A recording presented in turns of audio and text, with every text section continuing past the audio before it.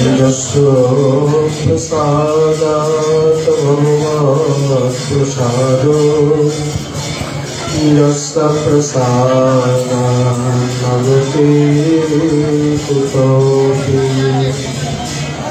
ध्येयं स्तुवं तस्य यशस्त्रसन्ध्यं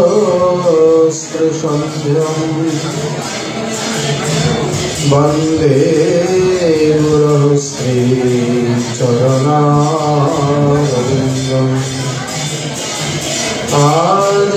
आजानुलम्बितभुजौ कनकावदातो संकीर्तनैकपितरो कमलायताक्षो विश्वम्भरो निजवरो जुगधर्मपालो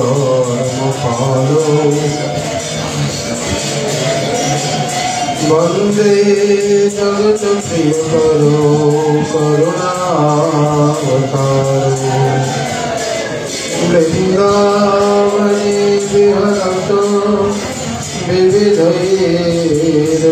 विविधैर्विनोदैः श्रीदासमित्रगुरुवृन्दमुदं विदात्रो वृन्दाश्रमं ललितया च विशाखया च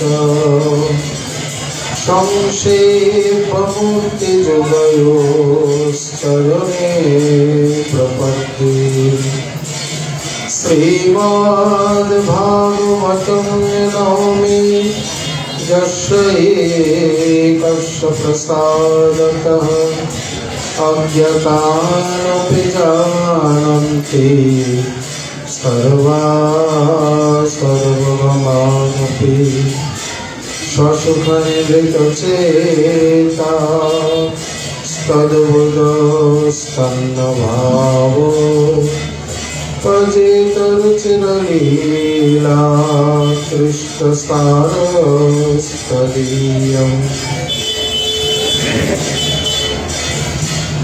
व्यतनुत कृपया यस्तत्तदीपं पुराणम् तमखिल विजनाघिनं वैश्यसूनुं नतोऽस्मि नमो धर्माय महते नमः कृष्णाय वेदसे ब्राह्मणेभ्यो नमस्कृत्य धर्मान् वक्ष्य सनातनं नारायणं नमस्कृत्य नरं चैव नरोत्तमं देवीं सरस्वतीं वैष्णवीं ततो जयमुदीरये या दृष्टा निखिलाभसंघसमरे स्पृष्टा वपुपावनी रोगानां अभिवन्दिता निरसने सिद्धान्तपत्राशिनी प्रत्याशक्तिविधायिनी भगवत कृष्णस्य संरोपिता नस्ता तच्चरणे विमुक्तिफलदा तस्यै तुलस्यै नमः जय रूप सनातन भट्ट रघुनाथ श्रीजीव गोपाल भट्ट दास रघुनाथ छय गोसाईर करी चरण बंदन যাহা হইতে বিঘ্ননাশ অভীষ্ট পুরাণ বাঞ্ছাকল্পতরুভ্যশ্চ কৃপা সিন্ধুভ্যৈব চ পতিতানাং पावनेभ्यो वैष्णवेभ्यो नमो नमः। सब श्रोता वैष्णवे चरणे नमस्कार। सबे मिले चरण धुले शिरे दाओ आमार।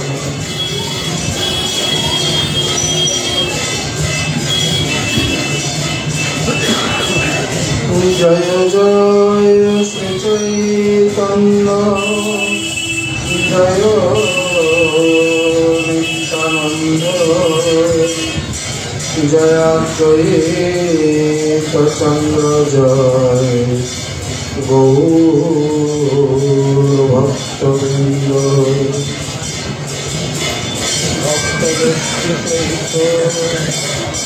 गौरंग जय जय শুনিলে চৈতন্য ভক্তি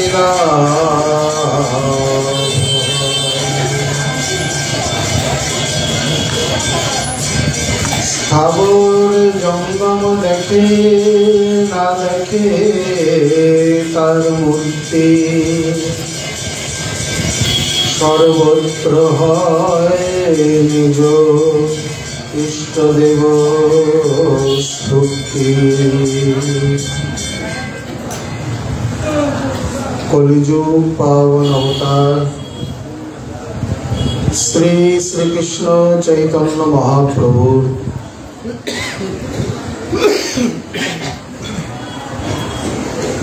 অতি অন্তরঙ্গ প্রিয় পার্ষদবর গৌড়ীয় আচার্য কুল ভাস্কর परम विरक्त शिरोमणि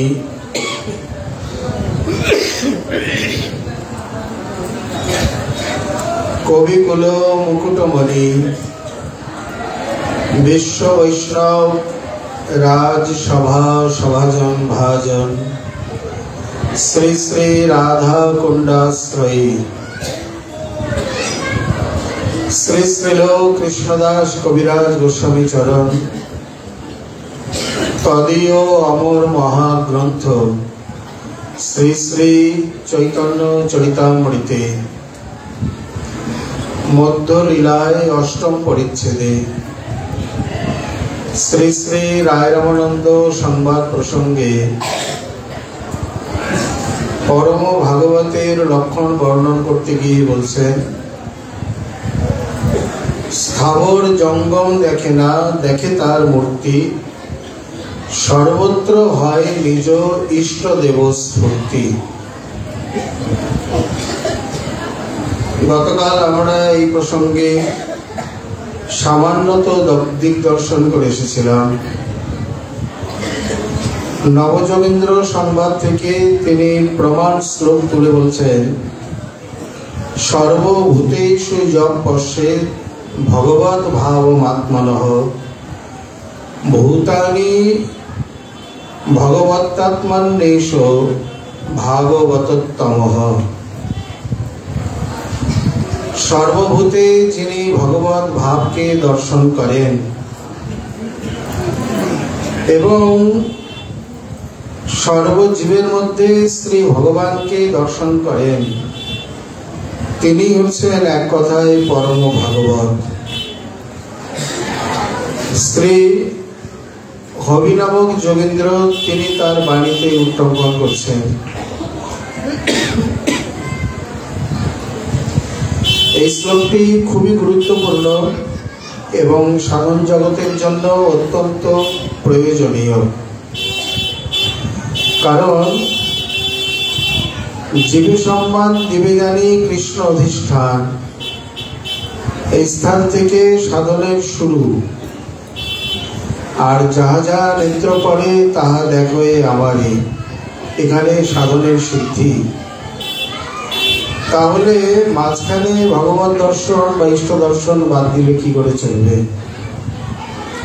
অতএব সর্বদা সর্বকাল সর্বত্রই নিজের ইষ্টদেবকে দর্শন করতে শিখতে হবে। বৃহৎ ধর্মপুরাণে 12 প্রকার সত্যের মধ্যে এক প্রকার সত্য হচ্ছে যে জীব বা কাউকে দর্শন হলে, কারোর সঙ্গে দেখা হলে একটু মিষ্টি মধুর হেসে কথা বলা। যদি এই প্রকার কেউ না করে তাহলে তার এক প্রকার মিথ্যা আচরণ হয়ে যাচ্ছে। বা 6 প্রকারের যে বৈষ্ণব অপরাধ, তার মধ্যে এক প্রকারের বৈষ্ণব অপরাধ হলো দর্শনে ন হর্ষণ জাতি। যাকে দর্শন করে বা বৈষ্ণব দর্শনের পর যদি চিত্তে হর্ষ আনন্দ না হয়, ব্যাপারগুলো খুবই কঠিন এবং যেন মনে হয় জোর করে বিধিবিধানগুলো চাপিয়ে দেওয়া হয়েছে।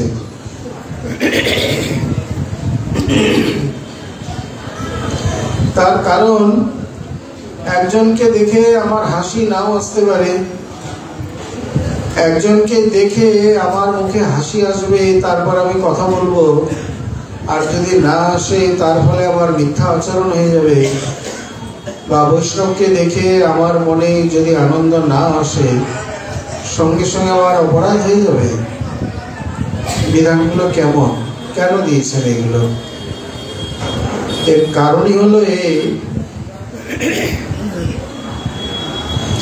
যখনই অন্যের সঙ্গে মিষ্টি মধুর বার্তালাপ বা আলোচনার কথা তিনি না বলছেন, তার মানেই বোঝা যাচ্ছে যে তাকে দেখে ওনার ইষ্ট দর্শন বা আনন্দ বা উৎফুল্লতা আসেনি। কারণ অন্যকে দেখে যে মনে আনন্দ জাগবে বা ভালো লাগবে, তবে তো তিনি হেসে কথা বলবেন। যেমন প্রিয়জনের সঙ্গে দেখা হলে হেসে কথা বলে, এখন অপ্রিয়, শত্রু, বিদ্বেষী এইসব লোকের সঙ্গে দেখা হলে কি করে মুখে হাসি আসতে পারে?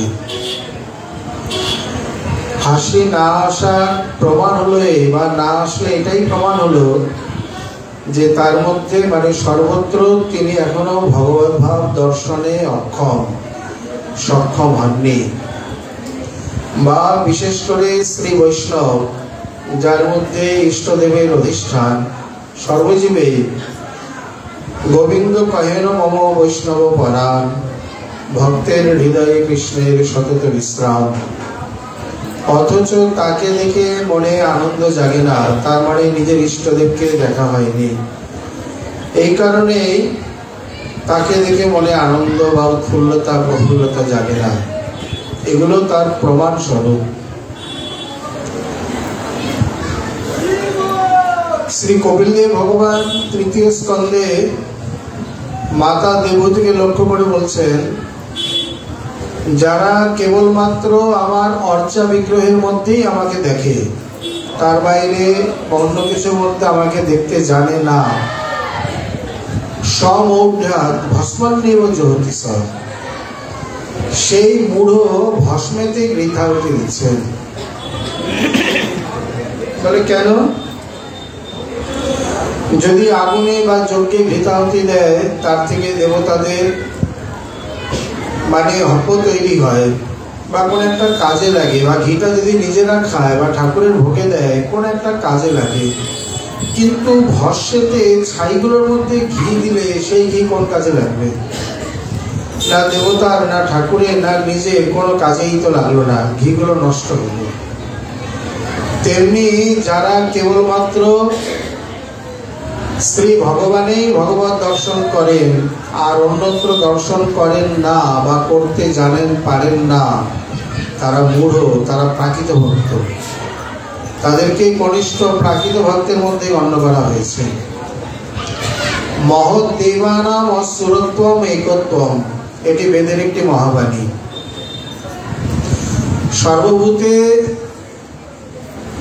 সর্বভূতের মধ্যে শ্রী ভগবান বা ভগবানকে দর্শন আর ভগবানের সর্বজীবের দর্শন, এটি বেদের অন্যতম একটি শিক্ষা।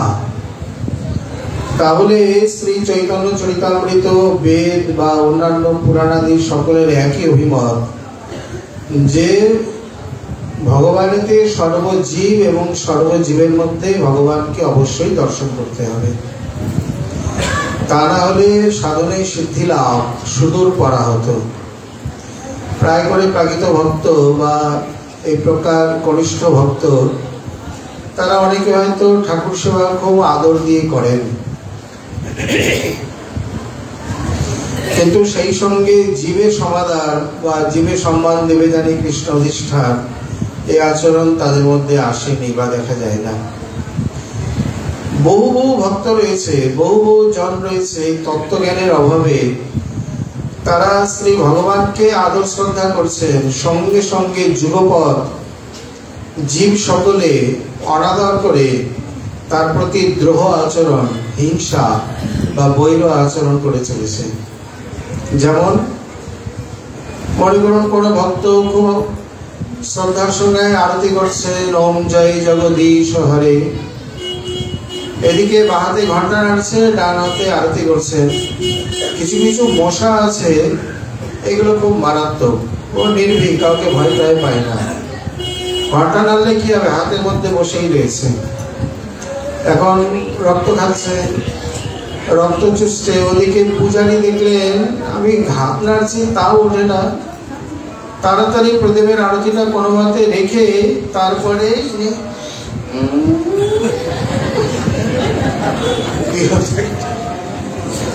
আপনি কি করছেন? আমি গোপালের আরতি করছি। আর মারলেন কাকে? মশাকে। কেন? ও আমার ডেঙ্গু হবে না? ডেঙ্গু হবে, তা যাকে আরতি করলেন তাকেই তো মেরে দিলেন। তার মানে মশার মধ্যে গোপাল নেই। ও মা, মাথা খারাপ নাকি? মশার মধ্যে গোপাল থাকবো কেন? গোপাল তো আমার এইখানে সিংহাসনে বসে আছে। ও গোপাল শুধু সিংহাসনেই বসে আছে, তার বাইরে আর নেই।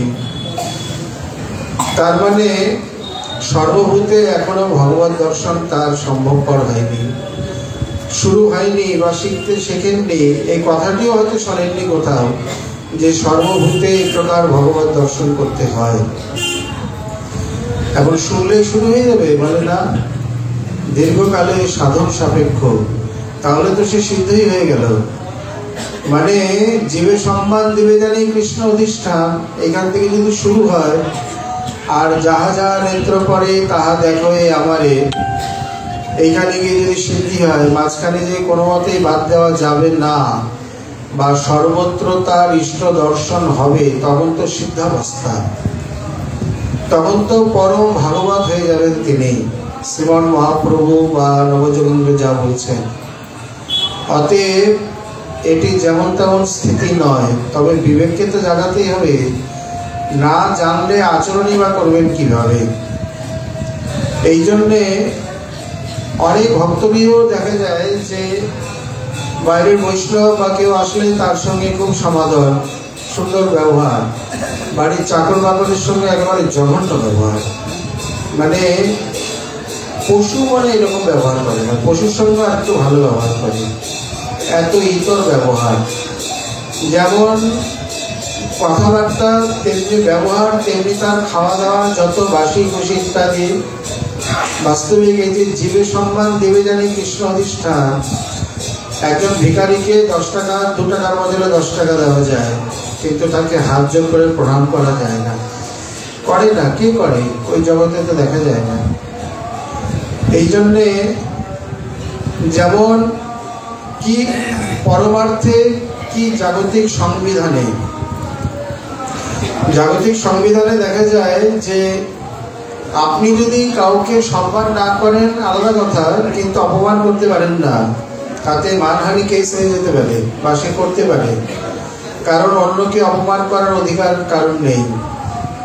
তাহলে এই জগতেও দেখা যাচ্ছে যে পরস্পর মান সম্মান প্রদানের একটা বিধিবিধান রয়েছে, মানে সাংবিধানিক বিধান। তেমনি আধ্যাত্মিক শাস্ত্রেও এখানে অপমান তো করা যাবেই না, বরঞ্চ আরো সম্মান আদি করতে হবে। আর গুরু বৈষ্ণব ভক্তি ইত্যাদি হলে তো কথাই নেই, সেখানে আরো অধিকাধিক। ন্যূনতম শ্রী ভগবত অধিষ্ঠান জ্ঞানে, কারণ ভগবানের যে কারুণ্য দেখানো হয়েছে, গুরু রূপে ঘরে ঘরে মন্ত্র দেয় সবাকারে, বৈষ্ণব রূপেতে দেয় শিক্ষা, শাস্ত্র রূপে দেয় জ্ঞান, আত্মা রূপে অধিষ্ঠান, দেখো তারে কারে বা উপেক্ষা। ওরে মন, কৃষ্ণ কৃপা দেখো না নয়নে, তুমি কৃষ্ণ চিন্তা ছাড়ি মরহে নরকে পড়ি, আর দেহ চিনতে তোমার কারণে।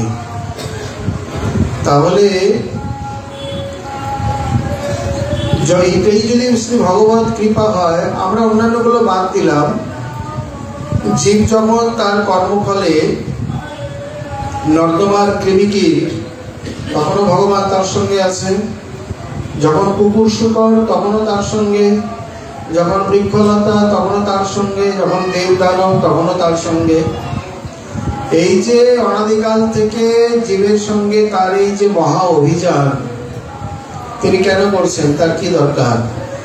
নর্দমায় নালীতে যে পড়ে আছে তার সঙ্গে সেখানে থাকার তার কি প্রয়োজন?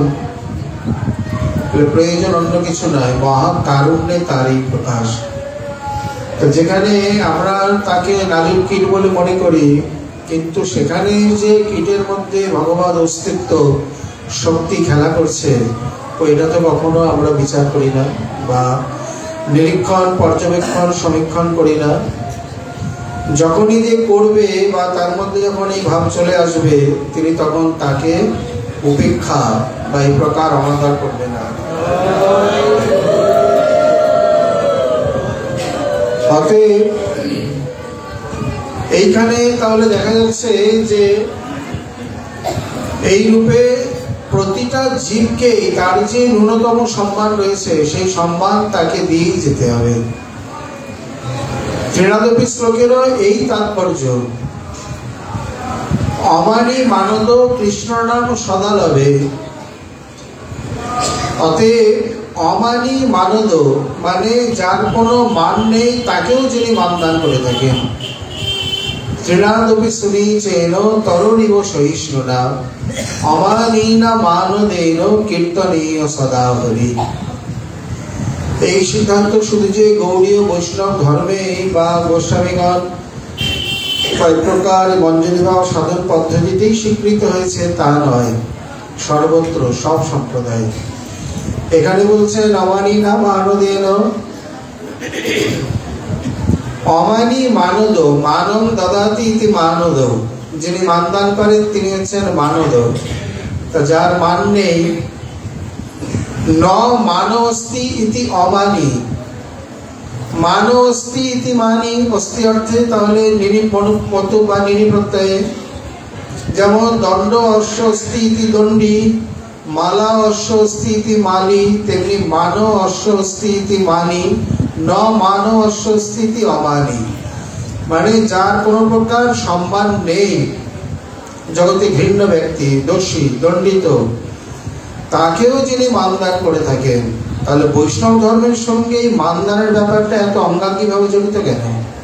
শুধু তাই নয়, বৈষ্ণব ধর্মের ত্রিনাদপি শ্লোক অনেকখানি আসন জুড়ে বসে আছে এবং তার ভিত্তিতে এই প্রবাদ, বৈষ্ণব হইতে মনে ছিল বড় সাধ, এই ত্রিনাদপি শ্লোকেতে আমি পড়ে গেলাম বাদ। বিশেষ করে যদি মহাপ্রভুর প্রিয় পাত্র হতে হয়, ত্রিনাদপির আচরণ সর্বতভাবে কোনো অংশকে বাদ দিয়ে নয়। তুলসীদাসজিও সেই একই কথা বলে চলেছেন, করহু প্রণাম জোড় যুগ পানি, সিয়া রামময় সব জগে জানি। সবাইকে প্রণাম করো, জোড় যুগ পানি মানে দুই হাত জোড় করে, কারণ সিয়া রামময় সব জগে জানি, তিনি তার ইষ্টদেবকে দেখছেন। তাহলে এই যে ইষ্ট দর্শন, ভগবত দর্শন সব ধর্মে সব শাস্ত্রেই তাহলে স্বীকৃত হয়েছে। কারণ সর্বতভাবে প্রকৃতপক্ষে তত্ত্ব তো কি? শ্রী যখন ব্রহ্মা এসে এই প্রকার স্থিতি করলেন, সর্বত্র তিনি ভগবত দর্শন আদি করলেন, দেখছেন এখানে অন্য কিছু নেই, লাঠি, বাঁশি, পাজনি বা গাভী, গোবৎস, শাখা ইত্যাদি সবই শ্রীকৃষ্ণ। তখন পরীক্ষিত মহারাজ প্রশ্ন করার আগেই তার মন বুঝে শ্রী সুকমণি উত্তরটা দিয়ে দিয়েছেন।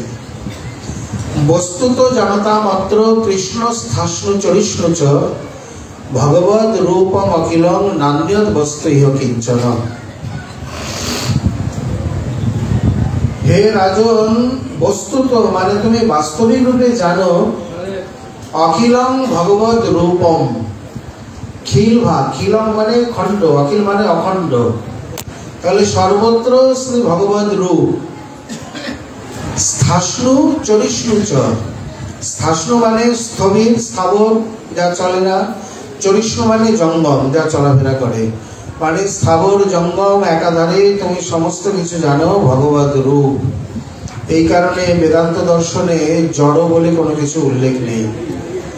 আধুনিক বিজ্ঞানে জড় শব্দে উল্লেখ থাকতে পারে, আমরা ইটকার পাথরকে জড় বলি, কিন্তু তাত্ত্বিক বিচারে যখন সর্বত্রই ভগবদ রূপ, ইটটাও ভগবদ রূপ বা তার মধ্যে ভগবদ অস্তিত্ব আছে, গাছপালা বৃক্ষলতা বিটবি বিতানে, তাহলেই সেটি জড় কি করে বলা হয়? ভগবান তো জড় নয়, ভগবান তো পরম চৈতন্য স্বরূপ।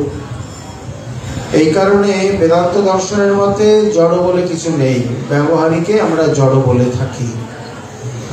অতএব বাস্তবিক রূপে যদি সর্বত্র সবকিছুই শ্রী ভগবান হয়, নিজের ইষ্টদেব হয়, তাহলে তিনি তাকে কেন সেইভাবে দেখবেন না, বা শাস্ত্র চরমে পরমে গিয়ে সেই প্রকার দর্শনের বিধান কেন দেবেন না?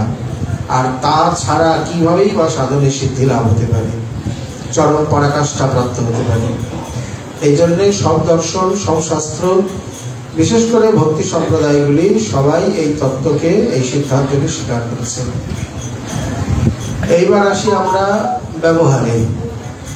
ভগবান নাম কৌমুদীতে কৌমুদীকার তিনি লিখছেন, যিনি পরম ভাগবত হবেন, যিনি ভক্তোত্তম হবেন, তিনি লজ্জাশীলা নববধূর ন্যায়।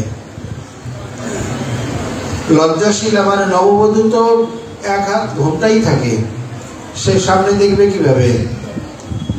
সে কেবলমাত্র যখন চলে সামনের বড়জোর এক দু হাতই দেখতে পারে, তার বেশি তার দৃষ্টি যায় না। তেমনি পরম ভাগবত এই প্রকার দৈন বিনয়ে নববধূর ন্যায় সদা সর্বদা নতমস্তকেই থাকেন। সেই রকম সামনের বড়জোর এক দু হাতই দেখে, এর বেশি দেখে না। মদনমোহন ঠোলের সিদ্ধ নিত্যানন্দ দাস বাবা, গোবিন্দকুণ্ডের সিদ্ধ মনোহর দাস বাবা, তারপরে মদনমোহনের উপর মন্দিরে শ্রী মদন বাবা ইত্যাদি, তারাও এই প্রকার আচরণ করে দেখিয়েছেন। সর্বত্র যদি এখন ইষ্ট দর্শন হয়, তাহলে তারা এই প্রকার শিষ্য আদি করে কি করে, বা তাদের সঙ্গে ব্যবহার করে কি করে, এও এক প্রশ্ন। বলে ওই জন্যই তো তাদের প্রণাম করে বসতেন। উনি দুই সিদ্ধ বাবারই একই চরিত্র। শিষ্য আদিকেও প্রণাম করতে গেলে বা অন্যরা কেউ গেলে তার আগে উনি প্রণাম করে বসতেন। এখন শিষ্যরা খুব দুঃখী হতো, তারা শ্রী গুরুদেবকে প্রণাম করতে এসছেন, এখন গুরুদেব যদি তাদের প্রণাম করে প্রতি প্রণাম, তাহলে তো দুঃখী হবেই, কারণ শিষ্যের পক্ষে তো অপরাধজনক। খুব মনোদুঃখ পেতেন, এসে কেউ কেউ কাঁদতেন। শিরোমণি প্রভু আবার সকলকে বোঝাতেন, বলে দেখো গুরুদেব তো এই প্রকার এখন তিনি তার মানে ঠিক স্থিতিতে নেই, ভজনে রয়েছেন, নিজের ভাবে রয়েছেন। এখন তুমি যখন গেছো, তোমাকেও বৈষ্ণব মনে করে এই জন্য প্রণাম করেছেন। যাক, বিকালে যখন ভজন থেকে উঠবে তখন আমরা বাবাকে বলে আলোচনা করব। এইভাবে গুরু ভাইকে সান্ত্বনা দিলেন। এখন বিকালে উঠে বলছেন, বাবা আজকে মানে গুরু ভাই আপনার আচরণে খুব দুঃখ পেয়েছে, সে কাঁদছিল। তাই নাকি? আমার আচরণে দুঃখ পেয়েছে? ডাকো ডাকো, তাকে ডাকো। সামনে এসছেন, যেই সামনে এসছেন আবার একটা প্রণাম করে দিয়েছেন। আপনি নাকি সকালে আমার আচরণে দুঃখ পেয়েছেন, সারাদিন কেঁদেছেন, আমাকে ক্ষমা করবেন। আবার একটা প্রণাম। বলছেন, বাবা এই জন্যই তো দুঃখটা পেয়েছে। কিসের জন্যে? উনি আপনার শিষ্য, আপনি ওনাকে বারবার প্রণাম করছেন, বলে আমি তো শিষ্যরূপে দেখি না। তাহলে শিষ্য করেছেন কেন? কারণ প্রশ্ন আসে, বলে তখন তো আবেশে বা বারবার বলেছে, স্বাভাবিক রূপে করেছেন। মানে যতক্ষণ পর্যন্ত ভগবান ভাবে চিত্ত আচ্ছন্ন ততক্ষণ তিনি সকলকেই প্রণাম করেন, সে শিষ্য কি আর প্রশিষ্য কি। যখন আমার স্বাভাবিক প্রাকৃত মানে সাধারণ স্থিতিতে আসে তখন বলছেন আচ্ছা ঠিক আছে, তোমরা যদি দুঃখ পাও তাহলে আমি কাল থেকে আর ঠকবো না। ওই পর্যন্তই। কালকে যখন আবার গেলেন আবার ঠক করে প্রণাম করে বললেন, উনি বলছেন শোনো, এতে দুঃখ পাওয়ার কিছু নেই। বিকালে যখন সাক্ষাতে উঠবে স্বাভাবিক থাকবে তখন প্রণাম করবে, নইলে দূর থেকে করবে, তিনি যেন দেখতে না পান। গোবিন্দকুণ্ডের সিদ্ধ বাবারও এই চরিত্র, শ্রী নিত্যানন্দ বাবারও এই একই চরিত্র। এদিকে মদন বাবা ছিলেন ওপরে, উনি ওনার ভজন নিয়ম পূরণ করে ওপর মন্দিরের কুঠিতে যারা যারা ছিলেন, অন্য বৈষ্ণব থাকতেন, নিজের শিষ্যও থাকতেন, প্রত্যেকের কুটিরে গিয়ে প্রণাম করে আসতেন। এখন বৈষ্ণবের কুটিরে গিয়ে প্রণাম করলেন সেটা তো ঠিক আছে, কিন্তু শিষ্যের কুটিরে গিয়ে যখন প্রণাম করলেন তখন তো অবস্থা খারাপ। তারা জানতে পেরে, কখনো হয়তো কেউ দরজা দিয়ে ভজন করছে জানে না, কখনো কেউ জানতে পারলেন বা কেউ বললেন তোমার গুরুদেব, তুমি তো ভিতরে ছিলে, তোমার গুরুদেব তোমাকে প্রণাম করে গেছে, এইবার শুনে কেমন লাগে। কেউ কেউ ভয়ে গুরুদেব আসবে এই সময়টা জেনে কুটিরে থাকতেনই না, আগে থেকে বেরিয়ে অন্য কোথাও গিয়ে বসে থাকতেন, কারণ ওনার কাজ উনি করবেন। এমনকি এমন চতুর, যখন বুঝলেন বা কেউ থাকে না, দুয়ারে তো পা দিয়ে যায়, তো দুয়ারে তো চরণধুলি পড়ে আছে, ওখানে মাথা ঢেকে প্রণাম করে। শেষে বাধ্য হয়ে করলেন কি, ওই বেরোবার সময় সকালবেলায় জায়গাটা ভালো করে ধুয়ে দিয়ে যেতে, না এবার কত মাথা ঠেকাবে ঠেকা, মানে খুব দুস্তর। এমন দুর্ঘট ব্যাপার যে এই প্রকার পরম ভাগবত যারা, আবার শাস্ত্র অনুশীলনে দেখা যাচ্ছে যে পরম ভাগবতের দ্বারা জগতে উদ্ধার কার্য হয় না। বলে কেন? কিন্তু ভগবান নাম কৌমুদীটা স্বীকার করেনি, উনি অন্য প্রকারে উদ্ধারের কথা বলেছেন। কারণ নবযোগেন্দ্র সংবাদে যা বলছেন, সর্বত্র যদি ইষ্ট দর্শন হয়, ভগবত ভাব দর্শন হয়, তাহলে তিনি কাকে শিষ্য করবেন? যে প্রশ্নটা আগে এলো, তাহলে উনি শিষ্য করলেন কিভাবে? যখন শিষ্য করেছেন তখন স্বাভাবিকভাবে করেছেন, আর যখন প্রণাম করেছেন তখন ভজনাবেশে বা এই প্রকার ভগবত ভাবেই করেছেন।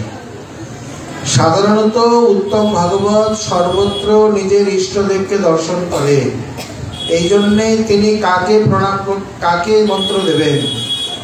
শিষ্য করলে কিছু না কিছু তারণ ভর্সন করতেই হয়, কারণ সব শিষ্য যে খুব ভালো বা ভজনশীল তা তো নয়, কেউ তো মাথায় চড়ে বসবে। হরিদাস দাসজি বারবার বলছেন যে বর্তমানে শিষ্যদের তাপে গুরুবর্গের মনস্তাপ ভোগ করতে দেখেছে, অতএব আমার আর ইচ্ছা হয় না। কিছু কিছু জায়গায় বা চিরকালই কিছু কিছু উৎপাটন শিষ্য, কিছু কিছু এই প্রকার অবাধ্য শিষ্য থাকে, অতএব তাদেরকে প্রয়োজনে তারণ ভর্সন করতে হয়, অনুশাসন দণ্ডও দিতে হয়। এখন ওনার যদি ভগবত ভাবই থাকে তাহলে তিনি পারবেন না। এই কারণে বলছেন, যিনি এই প্রকার প্রেম মৈত্রী কৃপোপেক্ষ যকরতি সমধ্যম, যিনি উত্তম ভাগবতে বা যারা জ্যেষ্ঠ শ্রেষ্ঠ বা ভগবান থেকে শুরু করে তাতে প্রেম সমানে মৈত্রী, বা মানে শীর্ষস্থানীয় অনুগত যারা তাদের কৃপা, আর বালিশেষু দিশৎসুচ, মানে বালিশে কৃপা, দিশৎসু যারা বিদ্বেষী বা ভগবত বিমুখ তাদেরকে উপেক্ষা, এই চারটি ধর্ম যার মধ্যে আছে সে হচ্ছে মধ্যম ভাগবত। সাধারণত মধ্যম ভাগবতের দ্বারাই উদ্ধার বা জগৎ উদ্ধার মানে শিক্ষা দীক্ষাদি কার্য হয়ে থাকে। কনিষ্ঠের দ্বারা হয় না কেন? বলে কনিষ্ঠের দ্বারা কি হবে? কারণ যাহার কোমল শ্রদ্ধা সেই কনিষ্ঠ জন, ক্রমে ক্রমে সেই ভক্ত হইবে উত্তম। এই শ্লোকগুলোকে শ্রীমৎ মহাপ্রভু আবার একটু অন্য প্রকারে বুঝিয়েছেন, এরই অনুবাদ। এই নবযোগীন্দ্র সংবাদিনী। শাস্ত্রযুক্তে সুনিপুণ দৃঢ় শ্রদ্ধা যার, উত্তম অধিকারী সেই তারে সংসার। এটি এবার একটু অন্য প্রকার হয়ে গেল, কারণ এটি উত্তম অধিকারী আর ওটি উত্তম ভাগবত, দুটির মধ্যে একটু পার্থক্য করে বর্ণনা করা হয়েছে। যিনি শাস্ত্র যুক্তিতে অত্যন্ত সুনিপুণ তিনি এবং দৃঢ় শ্রদ্ধাবান, তিনি উত্তম অধিকারী এবং তিনি সংসারকে তারণ করতে পারেন।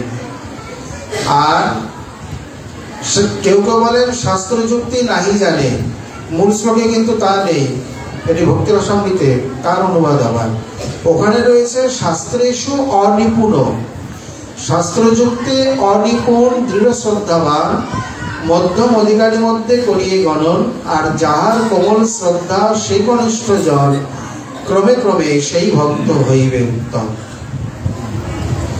কোমল শ্রদ্ধাবান কাচের বাসনের মতো, এই শ্রদ্ধাকে আবার দুভাগে ভাগ করা হয়েছে, একটি লৌকিক শ্রদ্ধা আর একটি শাস্ত্রীয় শ্রদ্ধা। লৌকিক শ্রদ্ধা কাচের বাসনের মতো, টোকা দিলেই ভেঙে চুরচুর। যেমন দেখা দেখি অনেক ছোট ছোট ছেলে মেয়ে ইত্যাদি বাল্যেতে তিলক করে, হরিনাম করে, মালা পরে, প্রসাদ পায়, একটু বড় হয়ে স্কুল কলেজে গেলে সব কথায় হারিয়ে যায়। তখন তারা এসে তর্ক করে, কেন মালা গলায় না দিলে ভগবানকে পাওয়া যায় না, তিলক দিতেই হবে, তার কি মানে আছে? এর মানে হলো তার মা বাবা তাকে যথার্থ কারণ দেখিয়ে বা বুঝিয়ে শেখায়নি, দেখা দেখি শিখেছে, দেখা দেখি বাদ দিয়ে দিয়েছে।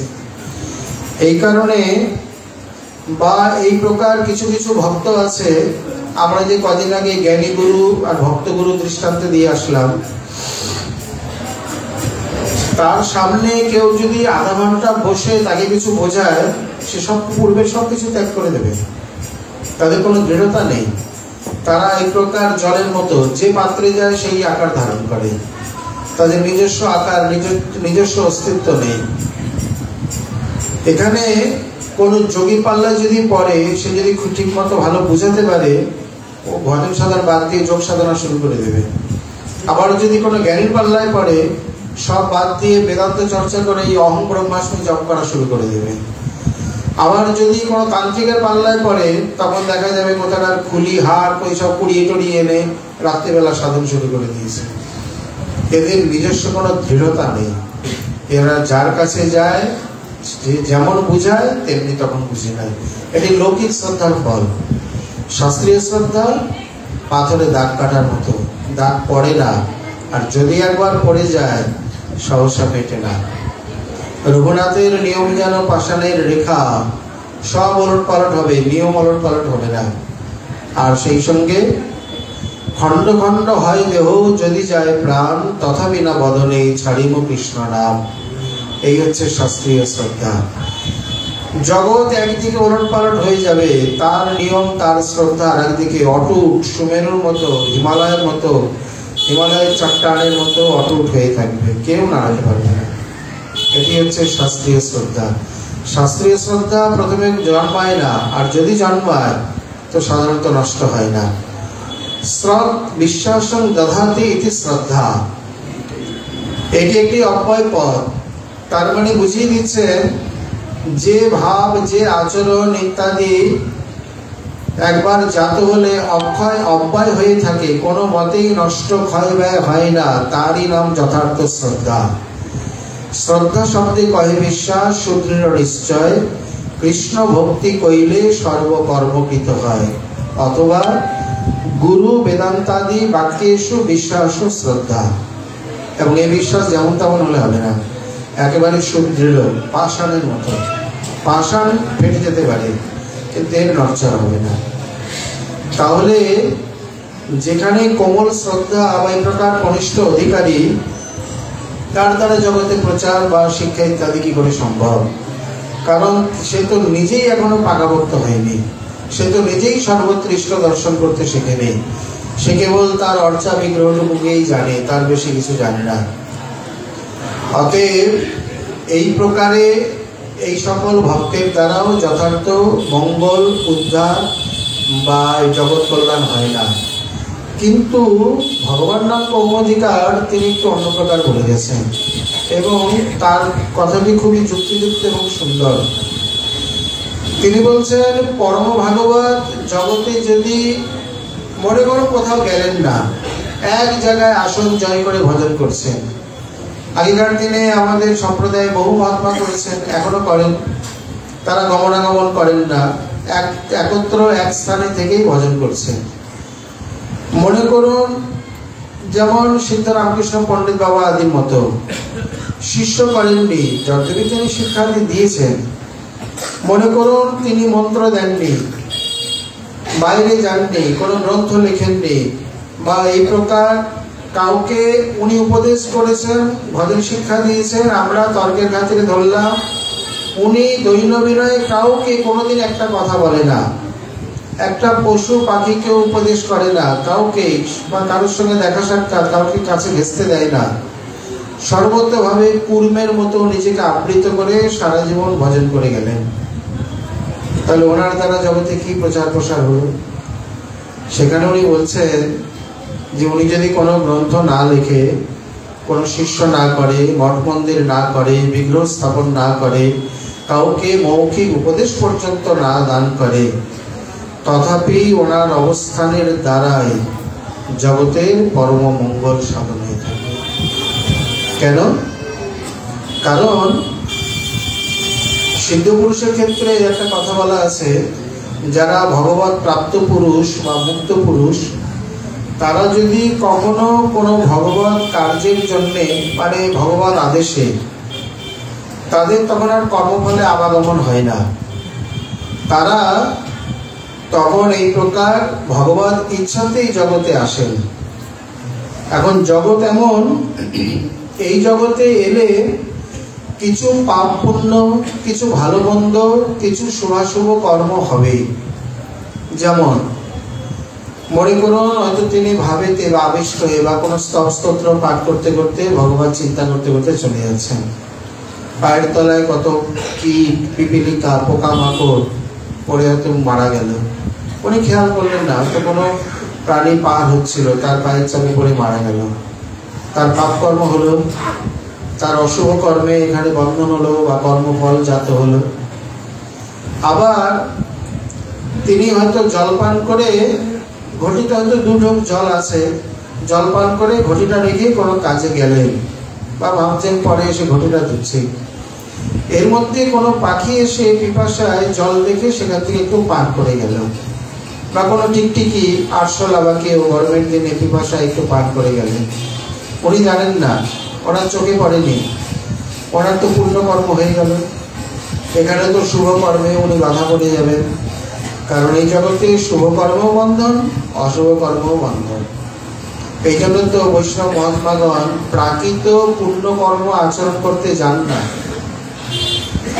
এই যে অনেকেরই বর্তমান দেখা দেখি বা অনেকেই মনে করেন এই গরিব দুঃখী কাঙালি ভোজন, অন্নদান, বস্ত্রদান, বৃক্ষরোপণ, পুষ্করিণী তৈরি বা ইত্যাদি ইত্যাদি যে লৌকিক পুণ্য কর্মগুলো রয়েছে, অনেকে এগুলো না বুঝে এর মধ্যে প্রবৃত্ত হন।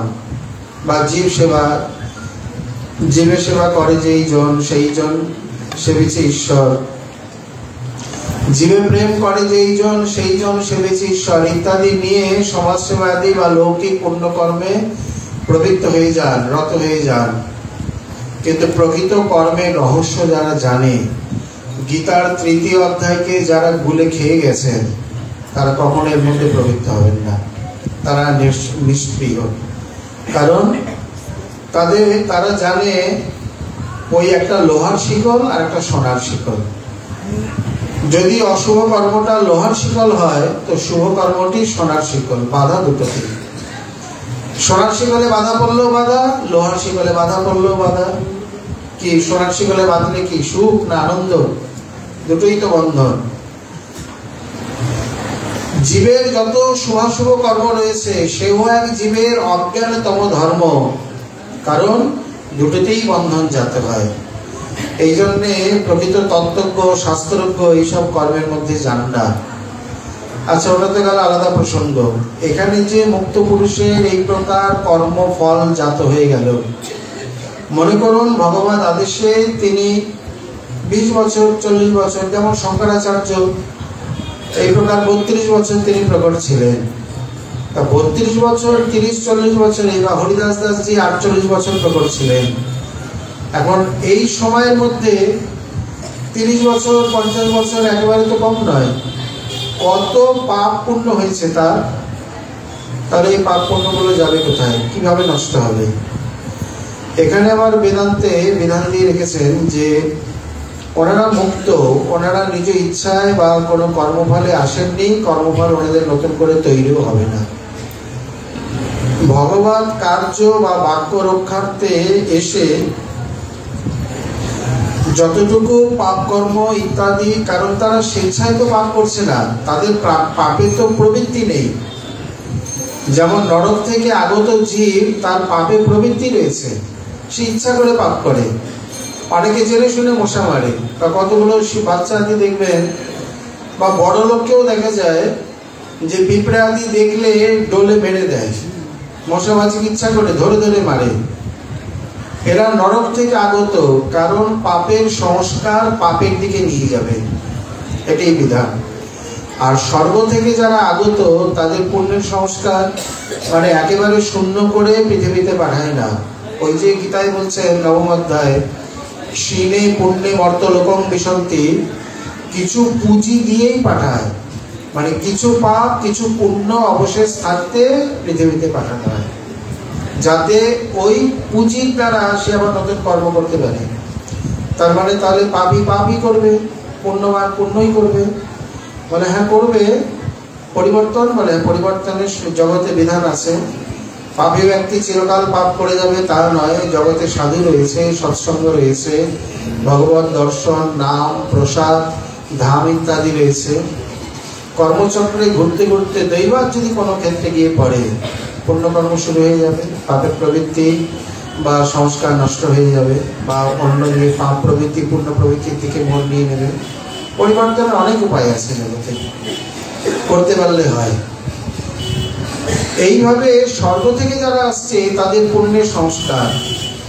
সেই প্রকার যদি দেখে জলেতে একটা পিপিলিকা পড়ে গেছে, একটা হরিণ পোকা পড়ে গেছে, ছটফট করছে, তারা তাকে তুলে ডাঙায় উঠিয়ে দেয়, এটা একটা পুণ্যকর্ম। এই প্রবৃত্তি, সে তো আরো তাকে জলে দূরে ভাসিয়ে দিতে পারতেন, যা জলে না ডুবে ডুবে মর, না, বরঞ্চ থাকলে তাকে কাছে এনে তীরে ঘাটে তুলে দিয়ে তারপর স্নান করে। তার মধ্যে যে স্বর্গ থেকে আগত পুণ্যের পুঁজি রয়েছে, সেই পুণ্যের ফলে ফলে সে পুণ্যকর্মই করবে। কিন্তু মুক্ত পুরুষের ক্ষেত্রে তা নয়, সে তো ইচ্ছা করে শুভ কর্ম করছে না, অশুভ কর্ম করছে। যারা ভালোবাসেন, শ্রদ্ধা করেন, ভক্তি প্রীতি করেন, তার যে পুণ্য কর্ম তিনি চলে যাওয়ার সময় তার সেই পুণ্যগুলো তারা আপনা আপনি সব পেয়ে যাবে। এবার কার ভাগে কতটা পড়বে? বলে যে যে পরিমাণে তাকে শ্রদ্ধা ভক্তি করেছে। ভক্তকে, বৈষ্ণবকে, মহাত্মাকে, গুরুদেবকে কেন ভালোবাসবে না? ভালোবাসলে অনেক লাভ আছে, ক্ষতি বলে কিছু নেই। অতএব কোনো মহাত্মাকে কেউ যদি প্রীতি করে, বন্ধনের কারণ তো নয়ই, এ কথা কপিলদেব বলেছেন যে এই জগতে স্নেহ মমতা বন্ধনের কারণ, কিন্তু মা এই রতিমতি যদি আমাতে বা আমার ভক্তেতে প্রবর্তিত হয়, সেটা বদ্ধের কারণ না হয়ে মুক্তের কারণ হয়ে দাঁড়ায়। অতএব এটা করা উচিত বা করণীয়।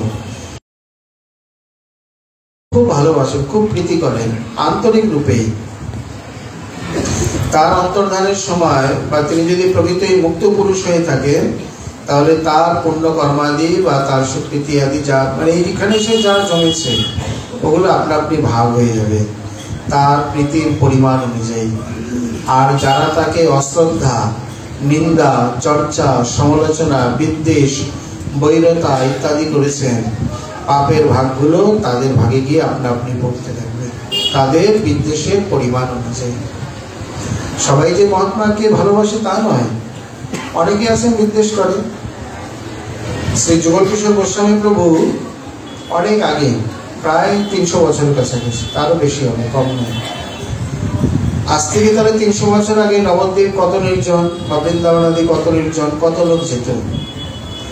উনি গঙ্গার ঘাটে বসে হরিনাম করছেন, একদল দুর্বৃত্ত সেখানে গিয়ে তার গায়ে সুই ফোটাচ্ছে, কাটা বিদ্ধ করছে। উনি তো নামাবিষ্ট, উনি বুঝতে পারেননি। উনি এমনভাবে অন্তর্মুখী হয়েছিলেন, মানে বাহ্য জ্ঞান শূন্য হয়ে তার বাহ্য শরীরে কণ্ঠবিদ্ধ করছে, উনি আবিষ্ট হয়ে নাম করছেন। তাদেরই মধ্যে দু একজন দেখে বলছেন ভয় পেয়ে, তুই সাধুকে এই প্রকার অত্যাচার করতে দেখছিস না? ওনার কোনো বোধ আছে? তোর মরণ হবে, পালা এখান থেকে। কোনো মতে বলে তাকে হয়তো কোনো সুপ্রীতিতে তাকে নিবৃত্ত করবে। কিন্তু মহতের উপর অত্যাচার যাবে কোথায়? রাত্রিবেলায় এমন ঘোর জ্বর, এমনভাবে আক্রান্ত হয়েছেন, ভয় দেখছেন, জ্বরের ঘরে দেখছেন মহাত্মা মাথার কাছে দাঁড়িয়ে, আর উনি কেবল হাত জোর করে, প্রভু আমাকে ক্ষমা করুন, প্রভু আমি বুঝতে পারিনি, প্রভু আমাকে এই প্রকার এই অপরাধ থেকে ক্ষমা করুন, আমাকে আমার যাতে কোনো প্রকার ক্ষয়ক্ষতি না হয়। মানে যা মনে আসছে জ্বরের প্রলাপ বকে চলেছে।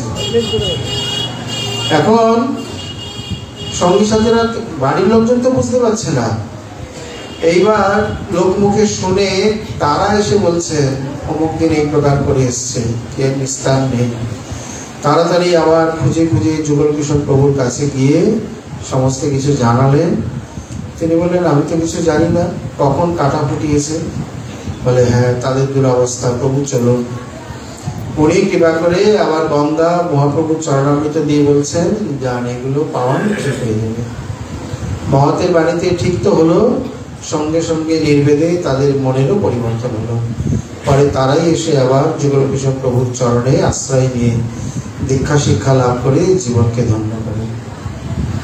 অতএব সবাই যে সাধু পুরুষকে ভালোবাসে তা নয়, অনেক নিন্দু, অনেক বিদ্বেষী, অনেক অত্যাচারীও রয়েছে, তারা তাদের সেই পাপের ভাগগুলো পেয়ে যাবে। এখন এই জন্য বলছেন উত্তম ভাগবত যদি জগতে অবস্থান করে, কাউকে কিছু নাও বলে, তিনি যে দিবানিশি সাধন ভজন করছেন, এটি সকারাত্মক ভাবে এবং নকারাত্মক ভাবে দুভাবেই জগতের মঙ্গল এবং অমঙ্গল করে থাকে। যেমন কোন মহাত্মা যদি বসে ভজন করেন, সৎচিন্তন করেন, লীলাস্মরণ করেন, অন্যের উপকার আদি করেন, তার যে সেই সূক্ষ্ম চিন্তার যে অনুপরমাণুগুলো, সেগুলো বায়বীয় পরিমণ্ডলে মিশে যায়, বায়ু প্রবাহে প্রবাহিত হতে থাকে। এই সৎ চিন্তার কণ যতদূর পর্যন্ত বিস্তৃত হবে, ততদূর পর্যন্ত জগতের মঙ্গলই মঙ্গল। এবং দৈবাত ওই বায়বীয় পরিমণ্ডলে কেউ যদি এসে পড়ে, অন্তত দুর্বৃত্ত হলো ওই মুহূর্তের জন্যে তার মনে সৎচিন্তা জেগে উঠবে, জাগতে বাধ্য। এটি তার পরিণাম, মানে তার প্রভাব। তখন মনে হবে সত্যিই তো আমি সারা জীবন চুরি করে গেলাম, অন্যকে অত্যাচার করলাম, কত দুঃখ দিয়েছি, কত লোকের মুখের ভাত কেড়ে নিয়েছি, আমার কি দুর্গতি হবে। এতদিন চুরি করেছে, মনে বিবেক জাগেনি, আজ আসছে কেন না? ওই সৎ চিন্তনীয়, মানে ওই পরিমণ্ডলের মধ্যে সে পড়াতে সৎ চিন্তা তার হৃদয়ে বা চিত্ত মনে জাগতে বাধ্য। এই জন্যে তিনি যদি জগতের কোনো প্রকার কোনো কল্যাণ, উপকার, উপদেশ, গ্রন্থ রচনা, শিষ্য, মঠ মন্দির, বিগ্রহ আদি স্থাপন নাও করেন, উনি যতদিন জগতে থাকবেন ততদিন জগৎবাসী কল্যাণ। এই জন্য বলছে এই যুক্তিটি এবং এই তত্ত্বটি খুবই চমৎকার। অতএব পরম ভাগবত তিনি সাক্ষাতে নিজে হাতে কোনো মঙ্গল বা কল্যাণ উপকার না করলেও আপনা আপনি তার দ্বারা হয়ে যাচ্ছে। কেন, কিভাবে? পরম মঙ্গলময় শ্রী ভগবান তাকে চিন্তা করছে, তৎসদৃশ্য এই প্রকার হয়ে উঠেছে। এই জন্যে তারাও পরম মঙ্গলময় মূর্তি হয়েই জগতে অবস্থান করছে। তারা যতদিন জগতে থাকবেন, যতবার জগতে আসবেন, জগৎ কল্যাণে ভরে উঠবে। এই জন্যে বর্তমানে যে অবতার বিভ্রাট দেখা যায়, সকলের গুরুই ভগবান, আর সকলের চরণে ফুল তুলসী দিয়ে পূজা, এই হাসিয়া গাহিয়া যায় নরকের পথে। গর্ধ শ্রীগাল তুল্য শিষ্যগণ লইয়া, বলে আমি রঘুনাথ ঘরে পাবো গিয়া। আচ্ছা, সকলের গুরুই যদি ভগবান হয়, ভগবান গীতায় বলছেন সম্ভব আমি যুগে যুগে, আমি যুগে যুগে অবতার নিই, তাহলে এক কলি যুগে কত ভগবান, কত অবতার, শাস্ত্রীয় প্রমাণ কি? সব থেকে বড় কথা, ভগবানের শক্তি আসলে তার শ্রী চরণে অন্তত একটি দুটি চিহ্ন হলো দেখা যায়। শ্রী ভগবানের 2 চরণ কমলে আছে 19টি চিহ্ন, এখানে অন্তত একটি চিহ্ন তো থাকবে, ওই কি চিহ্ন দেখা যায় না। আর ভগবানের শক্তি জগতে আসলে জগতের মঙ্গল কল্যাণ হয়, আর এরা এসে জগতে আরো বিভ্রাট তৈরি করেছে। তাই কি করে এদের অবতার বলে স্বীকার করা যাবে? এগুলো শুধু অজ্ঞানতা, আর কিছুই নয়। মহাপুরুষ, ভগবত পুরুষ জগতে অবস্থান করা মাত্রই জগতের কল্যাণ, এটি সকারাত্মক ভাবে। আর নকারাত্মক ভাবে এই প্রকার কেউ যদি অসৎ চিন্তা করে, হিংসা, দেশ, খুঁটিনাটি, বৈরতা, মাৎসর্য, বিদ্বেষ, সে যদি কোথাও নাও যায়, কাউকে কিছু নাও বলে, কারোর অকল্যাণ নাও করে, ওই যে তার অসৎ চিন্তাধারা, ওইটাও বায়বীয় পরিমণ্ডলে মিশে গিয়ে যতদূর যাবে তাদের অকল্যাণ, অমঙ্গল তৈরি করবে। এবং ওই বায়বীয় পরিমণ্ডলে যে এসে পড়বে, তখন তার মনে হবে অনেকদিন সাধন ভজন করলাম, এইবার একটু ভোগ-টোগ করলে হয়। ব্রহ্মচারী তো ছোটবেলা থেকেই আছে, হঠাৎ করে ভোগের অভিনিবেশ, দুষ্ট বুদ্ধি, অন্যের অপকার চিন্তা, হিংসা, কুটিনাটি, এইগুলো জেগে উঠবে। এগুলো সাধকের বিবেক বা পরীক্ষা। যখনই মনের মধ্যে এগুলো জাগবে, সঙ্গে সঙ্গে সচেতন হয়ে আমি কোথায় আছি, আমার আশেপাশে কে আছে, আজকে কি খেয়েছি, কার সঙ্গ হয়েছে, এইগুলো সঙ্গে সঙ্গে বিচার শুরু করে দিতে হবে, ধরা পড়ে যায়। তাহলে যদি দেখা যায় যে মনোভাব, মনোবৃত্তি থামছে না, একের পর এক অন্যের অকল্যাণ, ক্ষতি বা কুটিনাটি চিন্তা চলেই আসছে, ভোগ বুদ্ধির অসৎ চিন্তার উদয় হচ্ছে, সঙ্গে সঙ্গে সেই স্থান ত্যাগ করো, যত ভালো স্থান। বা আশেপাশে হয়তো এমন কেউ বসে আছে যার চিন্তার প্রভাব আমার মধ্যে আমাকে প্রভাবিত করছে। যেমন এই জনৈক মহাত্মা, এই প্রকার তিনি ত্যাগ পরিবারকে ভজন করেন, গিরিরাজ পরিক্রমা দিচ্ছেন। হঠাৎ করে তার মনে হয়েছে যে অনেকদিন তো সাধন ভজন করছি, কত লোকে আমার পরে এসে কত বড় বড় মঠ মন্দির করে নিল, আমার কিছুই হয়নি, একটা আশ্রম তৈরির দরকার, কারণ এইভাবে এত ঘুরে আর পারা যায় না। বেশ কিছুক্ষণ এইভাবে চিন্তা করে হঠাৎ মনে হয়েছে, যেহেতু ভজনের প্রভাব রয়েছে, ভাবছেন যে কোনোদিন তো আমার মনে ভাবনা আসে না, আজকে আসছে কেন? পিছনে তাকিয়ে দেখছেন কোন এক শেঠ পরিক্রমা দিচ্ছে। এখন এখানে যা দেখা যায়, বৃন্দাবনে রাস্তায় চলার পাশে ইট দেখলেই হলো, সঙ্গে সঙ্গে 2-3 তলা 5 তলা ঘর বানিয়ে দিলেন। তার মানে কি গিরিরাজ আমার দ্বারা 5 তলা বাড়ি হয়ে যায়। সে পাথর দেখুক, ইট দেখুক, যাই দেখুক, হয়তো পিছনে এরকম কোনো চিন্তা ভাবনা করতে করতে আসছে, যে চিন্তা মানে ওই ক্ষেত্রের মধ্যে পড়ে তার মনের মধ্যে এরকম বাসনা জেগে গেছে। উনি সঙ্গে সঙ্গে বুদ্ধি করে করলেন কি, লঘু সংখ্যা আদির ছলে ওখানে একটু থেমে গেলেন, যাক উনি আগে এগিয়ে যান। তারপরে যখন রজে বাড়াগড়ি দিয়ে আবার চলা শুরু করেছেন, আর কোনো মনোভাব নেই, দিব্যি ইষ্ট চিন্তা করতে করতে পরিক্রমা দিচ্ছেন। অতএব এই প্রকার ব্যক্তি মানে উত্তম ভাগবত না চাইলেও জগতের মঙ্গল সাধন হয়ে থাকে, আর এই প্রকার অধম ব্যক্তি না চাইলেও জগতের কল্যাণ ক্ষতি করে চলেছে। তা মহাপ্রভু সেই কথাই বলছেন, রায় তুমি পরম ভাগবত, রাধাকৃষ্ণে তোমার মহাপ্রেম হয়, যাহা তাহা রাধাকৃষ্ণ তোমার স্ফুরয়, কারণ তোমার ইষ্টদেব নেই।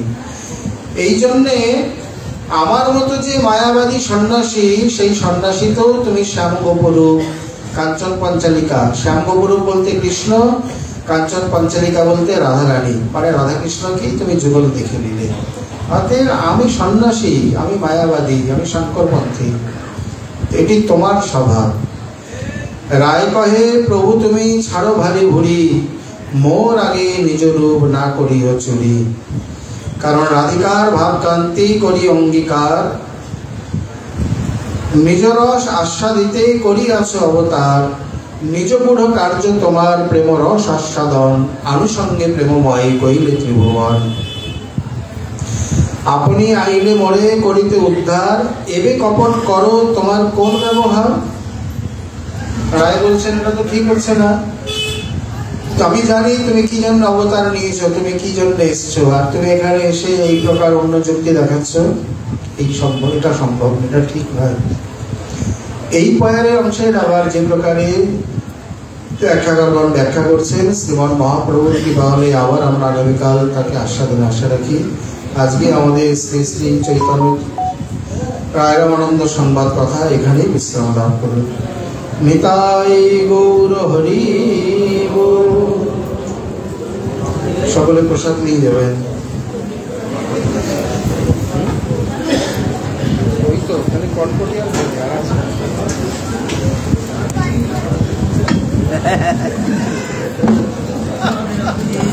মনে রেখেছি।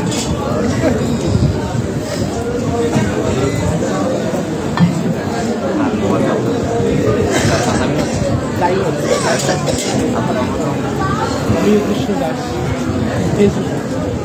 অন্য কৃষ্ণ দাস, আমার চুরি